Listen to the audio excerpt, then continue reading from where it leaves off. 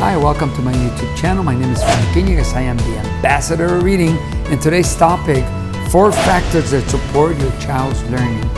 As a teacher, and all of you teachers that get to watch and support our channel, you know that there's a lot of things that support our child's learning. But I want to talk about 4. And the first one is nutrition. You have to be in awareness of what you feed your child so they can have the best education. If you're feeding them too much sugar, they're going to be excited in the morning. They're going to be fully awake because of all the sugar, but give it about an hour and they're going to be falling asleep. And you just don't want to be watching out for the morning. You want to be watching in general.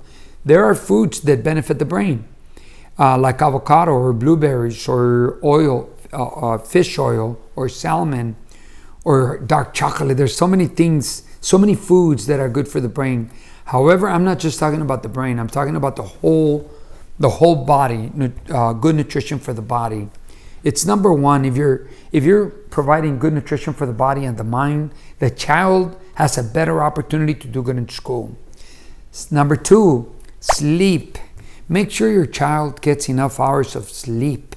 Many times, especially in our community, our Latino community, oh man, I'll tell you firsthand, when I was teaching first grade, I would get kids that would come in so tired, they couldn't even keep their head up. Many times I had to tell them, okay, go to the library, get a pillow and knock out for about 10 minutes or get a little bit of rest and come on back. Why? Because many times in our Latino community, we have parties and we're having such a great time that we don't become aware of our children and how they need their sleep, and they need to go to sleep that night to wake up the next morning and go to school. That's their job, and they're not able to do their job because they didn't have enough sleep.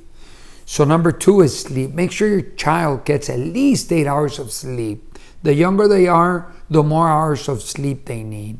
If they don't have enough sleep, don't expect them to do well. Now, if you are providing good nutrition and you're providing enough hours of sleep, chances are your child's going to do pretty good in school. So you have 2 pluses. The third one, being present. A lot of parents think, oh, well, you don't have to go to school today, or I can't take you to school, or it's okay if you're out. You know what? Many times we teach a lesson and we start it on Monday per se, and then we do a follow-up on Tuesday, Wednesday. At the end of the week, we wrap it up. While if the child saps in during the week, they disconnect. And they disconnect not only from the lesson, they disconnect from the teacher, they disconnect from their peers, and they start feeling a little bit less than, believe it or not. So bringing your child to school is super important. That's number 3. Now, if your child is sick, if he's got a fever, she's got a fever, or a cold, and it's not feeling very well for that day, it's okay to leave them home, but don't make it a habit of having them be absent, because being present is super important for the child's education. And the number 4 that I want to talk about is doing homework. I wrote a program called AC. I teach it. It's a small seminar, 3-day seminar, amazing. And I talk to the people that come and take my class that our magic is in the creating paths with our neurons. The neurological pathways that we create, they get created through practice. So when we teach a lesson in class, we then send the kids back to their desks to practice.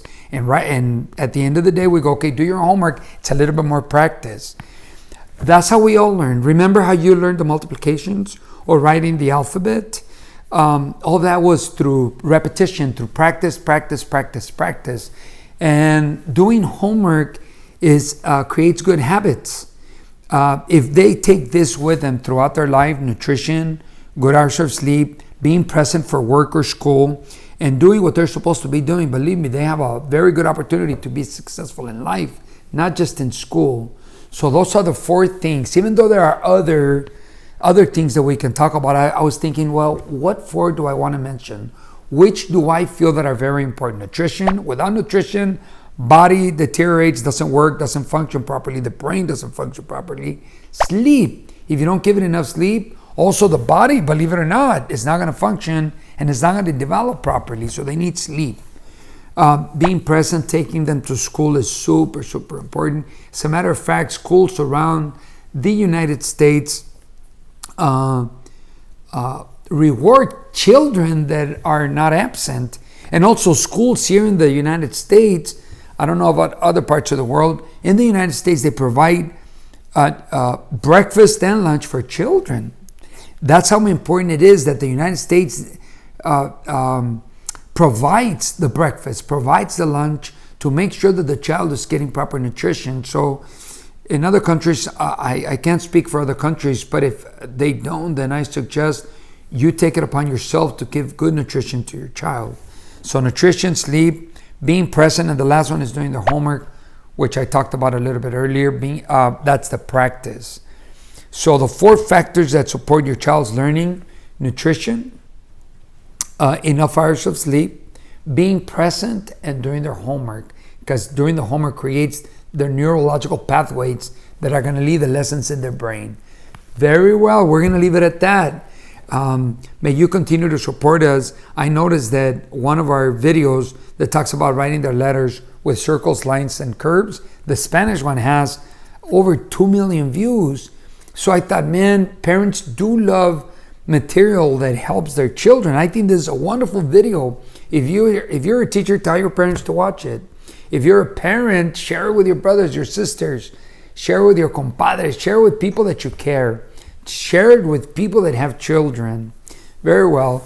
Till next time, your friend, Frank Quiniguez, the ambassador of reading, wishing you well today and always, knowing that you will find and get what you are looking for.